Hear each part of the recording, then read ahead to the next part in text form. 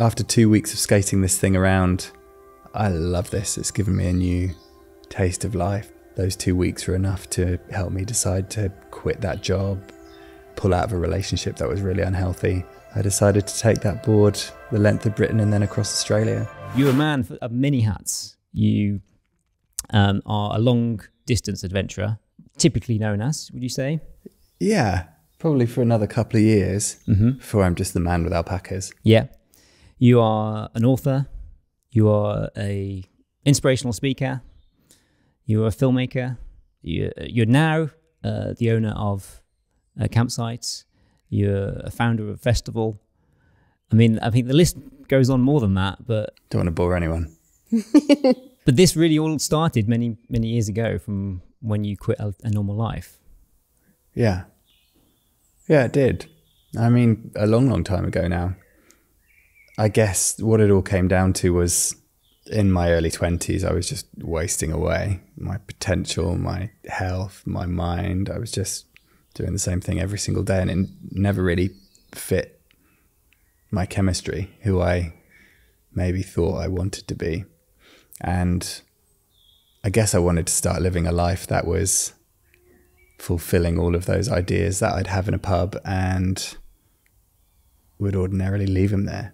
And I think that's something so many people can relate to. I think fast forward to here, the amount of times someone comes in here and says, "Oh, you're living my dream." And that's just impossible, because we're just doing what only we could do. Their dream would be very, very different. And for me back then, I wanted to get away from my PlayStation. I didn't want to be sat behind a desk doing bad graphic design and getting paid for it just because I was getting paid for it. Life felt really hollow and meaningless. And I guess I hit that confluence, which was, whether it's lucky or not, but I made the most of it and escaped those habits and started doing things that other people called me mad for. But actually, I just thought, this is cool. Well, it started with a journey, right? It started with a skateboard. Yeah. And the first journey was like 50 meters long. I decided that I was going to try new things. And that's where this "say yes more" motto came from. And I held that pretty close to my chest for years and years. And every time a new opportunity came along or the chance to do something different, I saw it as a chance to learn, to improve my decision making, to have cool experiences, to live a story. And one of those first things that I tried was a long skateboard, my first skateboard at 25. And I didn't fall off it, which I think was pretty crucial, that first 50 meters down a really pathetically shallow hill in Swansea, South Wales. And yeah, I just thought, after 2 weeks of skating this thing around, I love this. It's given me a new taste of life. I see the world differently just because I'm traveling around in a new way. I felt better because it was self-propelled as well.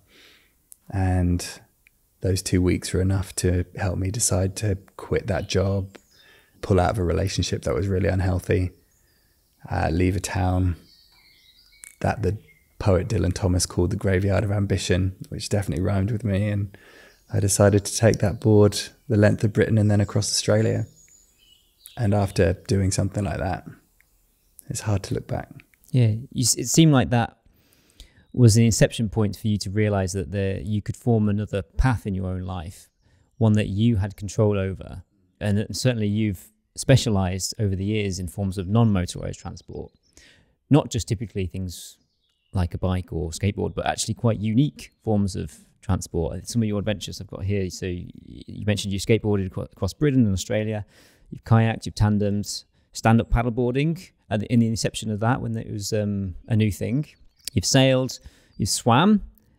These are all journeys of 1,000 miles. This is part of your Expedition 1000, a series of 25 journeys of 1,000 miles or more, which you've done 15 of. Yeah. Mm-hmm. So it's an ongoing life challenge of yours, which you're in the middle of. What else you've got? You've got a lip to go, a wike, which is a recumbent tricycle with a sail. Okay, yeah.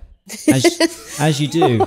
How you managed to do 1,000 miles with that is incredible. Especially because I did it across the Atacama Desert in Chile, thinking the prevailing winds would be with me, and they weren't.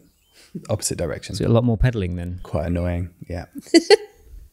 The ice trike, wasn't sure what that is, didn't look that up. It's nothing to do with ice. Wow. No. It's a recumbent tricycle. It's really cool. It's the most comfortable way to travel. A pedal kayak, a water bike, which is like a bicycle on water. On pontoons, yeah. A scooter, and another recumbent. These have all been your journeys that have kind of made you the man that I suppose you have today. What is it so special about taking on, first of all, a non-motorized transport across an area, and then second of all, a journey of 1,000 miles? I think a really healthy challenge is essential every now and then, just to break the mold.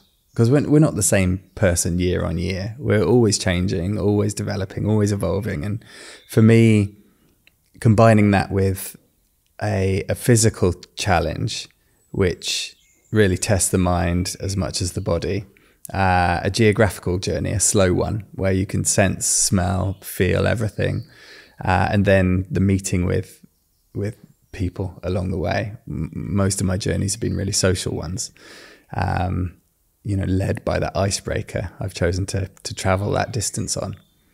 But at the beginning, I decided to skateboard across Australia without any kind of endurance or distance travel behind me.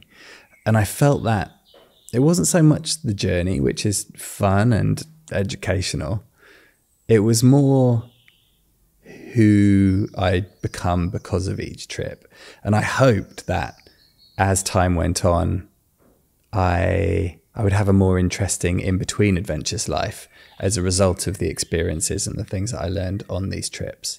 I don't really put much glory in adventure. I'm definitely never been that adventurer in inverted commas who's got the 1,000-mile stare right down a camera lens. I love doing these things, and even if they're hard sometimes, it's a really lucky place to be able to choose to take a kick scooter around Japan, and I'll never take that lightly.